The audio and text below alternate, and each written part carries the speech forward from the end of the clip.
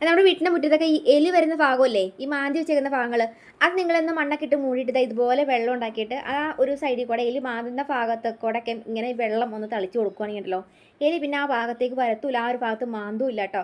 നിങ്ങൾക്ക് ധൈര്യമായിട്ട് ട്രൈ ചെയ്ത് നോക്കാം, നല്ല റിസൾട്ട് ഉണ്ട്. അപ്പോൾ ഞാനിപ്പം ഉണ്ടാക്കി വെച്ചേക്കുന്നത് ഞാൻ കാണിച്ചത്, അപ്പോൾ അതുപോലെ നിങ്ങൾ ഉണ്ടാക്കണം കേട്ടോ.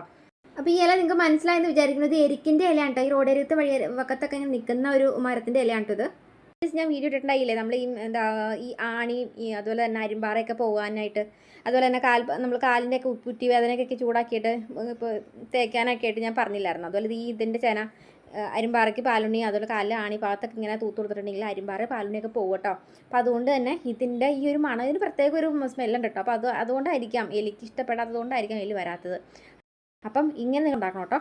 അപ്പോൾ ഇതുപോലെ ഒന്ന് ഇങ്ങനെ ഒന്ന് ജസ്റ്റ് ഒരു കത്രിക എന്തെങ്കിലും വെച്ചിട്ട് ഇങ്ങനെ ജസ്റ്റ് ഇങ്ങനെ കുഞ്ഞിതായിട്ട് നമ്മൾ ചീരയുടെ എല്ലാം കട്ട് ചെയ്യില്ലേ, ഇതുപോലെ കുഞ്ഞിതായിട്ടൊന്ന് ഇങ്ങനെ ഒന്ന് കട്ട് ചെയ്തെടുക്കുക.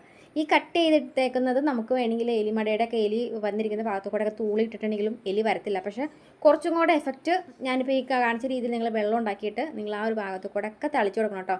പിന്നെ പാമ്പും വരാതിരിക്കാനൊക്കെ ആയിട്ട് നല്ലതാണ് കേട്ടോ. അപ്പം ഇത് നിങ്ങൾ ധൈര്യമായിട്ട് ട്രൈ ചെയ്ത് നോക്കാം, നല്ല റിസൾട്ടും ഉണ്ട്. അപ്പം ഞാൻ ചെയ്തിട്ട് എനിക്ക് നല്ല റിസൾട്ട് ഉണ്ടാകും കേട്ടോ. കാരണം ഞാൻ ഇത് മിക്കപ്പോഴും തന്നെ ചെയ്യുന്നതാണ്. അപ്പം ഇതുപോലെ ഇത് ഫുള്ളായിട്ടൊന്ന് കട്ട് ചെയ്തിട്ടുണ്ട്. ഈ കട്ട് ചെയ്തിട്ട് കാണിച്ചത് ഇതുപോലെ നിങ്ങൾക്ക് ആ ഭാഗത്ത് കൂടെ ഒക്കെ വേണമെങ്കിൽ ഒന്ന് വിതറിടാൻ വേണ്ടിയിട്ടാണ് കാണിച്ചത്. അപ്പോൾ പിന്നെ ഞാൻ ഇതുപോലെ നമുക്കൊന്ന് മുറിച്ചിട്ട് കൊടുക്കുകയാണെങ്കിൽ അത് അരഞ്ഞ് കിട്ടാനൊക്കെ ആയിട്ട് എളുപ്പമുണ്ടാകും. കാരണം ഈ നമ്മുടെ ഈ ഇലയ്ക്കുണ്ടല്ലോ ഭയങ്കര കട്ടിയാണ്. ഈ കട്ടിയ ഒരു ചെനയൊക്കെ ഉള്ളതുകൊണ്ടായിരിക്കാം ഇതിങ്ങനെ നമ്മളിങ്ങനെ മിക്സിയുടെ നല്ല കറക്കുമ്പം ഇങ്ങനെ അടിയാണ്ട് വരും, ഇങ്ങനെ ഒരു ഇങ്ങനെ ആര് പോലെയൊക്കെ കിടക്കും. അതാ പറഞ്ഞാൽ കട്ട് ചെയ്തിട്ടിടാൻ.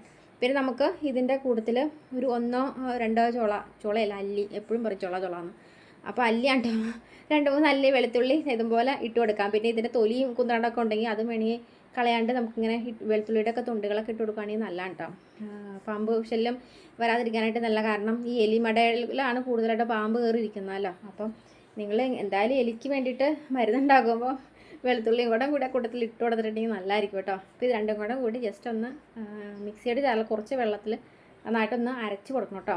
ഇതുപോലെ അരച്ചിട്ട് നമുക്ക് ഇതുപോലെയുള്ളൊരു കുപ്പി ഉണ്ടല്ലോ, ഇതുപോലുള്ള കുപ്പി എന്ന് പറയുന്നത് നമ്മൾ ഈ ചെറിയ ഒരു തളിച്ചു കൊടുക്കാനായിട്ട് പറ്റിയ ഒരു ഓട്ടയ്ക്കുള്ള ഒരു അടപ്പുള്ള കുപ്പി എടുക്കുവാണെങ്കിൽ നമുക്ക് തളിച്ചു കൊടുക്കാനായിട്ട് എളുപ്പമുണ്ടാകും. അതല്ലെങ്കിൽ വല്ല പപ്പടം കുത്തിയുടെ കോലോ എന്തെങ്കിലും വെച്ചിട്ട് അടപ്പിൽ തുളയിട്ട് കൊടുത്താലും മതി. അപ്പോൾ തളിച്ചു കൊടുക്കാൻ എളുപ്പമുണ്ടാവില്ല.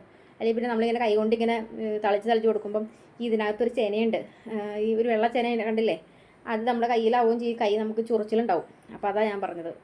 പിന്നെ അത് അറിയാതെ കാരണം നമ്മൾ ഈ കൈ വെച്ചിട്ട് കണ്ണ് തിരിപ്പും കാണും ചെയ്തിട്ടുണ്ടെങ്കിൽ പിന്നെ കണ്ണിന് ചൊറിച്ചിലുണ്ടാവും.